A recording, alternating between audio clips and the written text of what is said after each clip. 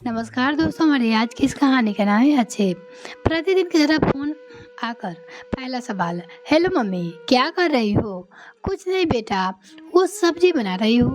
तुम क्यों सब्जी बना रही हो? भाभी कहाँ गई है? उधर से उसकी बेटी पूछती है। आज रेनू के कमर में दर्द है, इसलिए वो लेटी है। मैंने सोचा तब तक मैं ही सब्जी बना डालूं। फोन पे बिटिया आरना से बात करते हुए कविता जी ने सब्जी भून डाली और ग्रेवी के लिए पानी डालते हुए आगे कहा, अब बोल बेटा, सब्जी में पानी डाल दिया है, अब आराम से पकते रहेगा। वो अपनी बेटी से बोली। पर मम्मी, भाभी का हमेशा कहीं न कहीं दर्द होता रहता है। आप इतने उम्र की है, फिर भी भाभी ज्यादा काम कर लेती हो। आपकी भी तो हड्डियों में दर्द होता है ना मम्मी। भाभी किसी अच्छे डॉक्टर से दिखा क्यों नहीं लेती? वो बोली।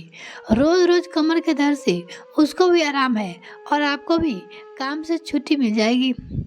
आरना की बातों से साफ झलक रहा था कि उसे मम्मी का काम करना पसंद नहीं था।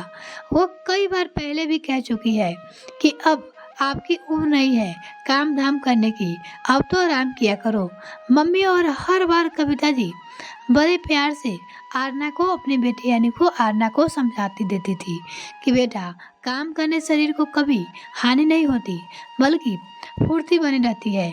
ऐसी ना जाने ऐसी कितनी बातों की दुहाई देकर कविता जी आरना को समझा बुझाकर शांत कर आरना के बातों को फिराल लगा देती थी। पर कविता जी ये बातें हमेशा सोचने पे मजबूर हो जाती थी कि क्या आरना यहाँ मायके के मामले में बातों में ही हस्तक्षेप कर उचित कर रही है। माना यह उसका घर है, मैं उसकी माँ हूँ, निसंदेह उसे मुझ पे प्यार आता होगा। वो और वो अपनी तरह से मेरी भलाई के लिए ही बोल रही होगी। फिर भी पर क्या उसकी हर बात मानना उचित है? हर घर की अपनी एक शैली होती है, उसे घर से लेने का अपना अपना ढंग और नजरिया होता है।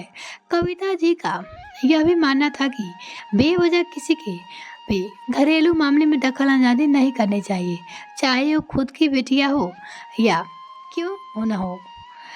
और अब आरना जानती थी कि मैं हमेशा अपने विवेक बुद्धि से ही काम लेती हूँ। हर समय आरना की बातों में आकर फैसले नहीं लेती, फिर भी वह बार बार मुझे क्यों सिखाती है, ऐसा करना चाहिए वैसा करना चाहिए। और फिर रेनू मेरी बहू है, वो सोची। हमारा घर हम दोनों सास बहू मिलकर ही चला रहे हैं और घर सुचारू रूप से चल रहा है। फिर क्या आवश्यक रोक टोक उचित। हालांकि कविता जी कभी कभी अपनी बातों से यह जाहिर नहीं होने दिया कि आरना फिजूल की बातों में माथा पेची कर रही है। इन बातों को माँ पे कोई प्रभाव नहीं पड़ने वाला है। मुझे अपने घर में सुख शांति के लिए छोटे मोटे समझौते करने ही पड़े तो इसमें हर्ज ही क्या है? कविता जी सोचती। कविता जी बस यही चाहती थी कि यह घर आरना का भी है, उसे यहाँ भी बोलने का पूरा अधिकार है। पर मायके में ऐसी कोई बात नहीं बोलनी चाहिए जिससे आपसी रिश्ते में मनमुटाव हो जाए और इसका असर रिश्तों पे दिखने लगे, वो सोचती थी। कविता जी और रेनू सास बहू भी आपस में बहुत पारण पूर्ण व्यवहार से रहती थी। आपसी हंसी मजाक की बातों में अनाप शनाप कहीं ना कहीं कविता जी की व्यवहार कुशलता और अपनापन इस रिश्ते पे काफी मजबूत पकड़ बना ली थी। और कहीं ना कहीं रेनू भी भले ही काम में थोड़ी सुस्त जरूर थी, पर व्यवहार में कविता जी को भी उसने कभी शिकायत का मौका नहीं दिया। इसलिए सास बहू में काफी अच्छी तालमेल थी। काफी दिनों से कविता जी का मन एक बात चुभती थी। इस बात को कविता जी बड़े धैर्य पूर्वक और प्यार से बेटी आरना को समझाना चाहती थी। उन्हें लगता था कि बातों ही बातों में कहीं आरना रेनू को मेरा पक्ष लेकर अपने ससुराल में तुलना कर कुछ ऐसी बातें ना बोल दे। वो सोच ही रही थी जिसमें ननद भाभी यानी कि आरना और रेनू पर हम सास बहू के रिश्ते में भी दरार आ जाए। क्योंकि आरना कई बार मजाक में ही कविता जी को ऐसा बोल चुकी है कि मम्मी, भाभी बहुत चालाक है, आपकी तारीफ कर करके आपसे काम करवा लेती है। अब आरना को कौन समझाए कि रेनू चालाक है तो मैं भी बेवकूफ नहीं हूँ। घर परिवार चलाने के लिए थोड़ी बहुत बेवकूफ़ी करना भी तो गलत नहीं होता, और ऐसी बेवकूफ़ी जिससे कोई हानि ना हो। जैसे कि अगले दिन आरना का फोन आया। पहला सवाल, क्या कर रही हो मम्मी? वो अपनी मम्मी से पूछती है। वह में आरना ने पूछा, आज बहू के लिए क्या बनाया है? वो अपनी मम्मी से पूछती है। बस जैसे कविता जी इस प्रश्न के इंतजार में थी, आज उन्होंने सोचा अच्छा मौका है आरना को समझाने का अपनी बेटी को। अतः उन्होंने बात में ना घुमाते हुए स्पष्ट रूप से अपनी बेटी से कहा, कैसी बात कर रही हो आरना? ये हमारे घर की व्यवस्था है बेटा। हम दोनों सास बहू आपसी समस्या में मिल बांट कर खाना बनाते हैं और बहुत अच्छे ढंग से घर चला रहे हैं बेटा। और मुझे कुछ भी होता है तो वह संभालने वाली मेरी बहू रेनू ही होती है। वो बोली, अब बूढ़ी हो गई हूँ ना, तो मैं काम कर रही हूँ, इतनी एक्टिव रहती हूँ, लेकिन आसानी से बीमार नहीं पड़ती। पर जब भी मेरी तबीयत खराब होती है तो रेनू ही तो मेरा देखभाल करती है, और आगे भी कौन है, वही तो करेगी। अतः उनसे मिलजुल कर रहने में क्या हर्ज है।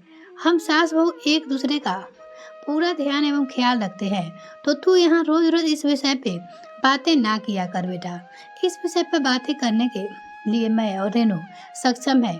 तू फिजूल में टेंशन ना लिया कर और मायके में आवश्यक हस्तक्षेप ना किया कर। हो सकता है बेटा तुझे मेरी बात बुरी लगी हो। ये घर बेशक तेरा भी है, पर यह घर बहू का भी है। और सच बताओ बिटिया रानी, ना ही मुझे कोई प्रॉब्लम है और ना ही बहू को, तो तुझे कोई प्रॉब्लम नहीं होनी चाहिए। आज कविता जी ने अपने मन की बातें यानी अपनी बेटी से बोलकर उसे फिजूल की बातों से विराम लगाना ही उपयुक्त समझा। आरना अपनी मम्मी के विचार को भली भांति समझ चुकी थी। अब वो जान चुकी थी कि मायका मायका ही होता है।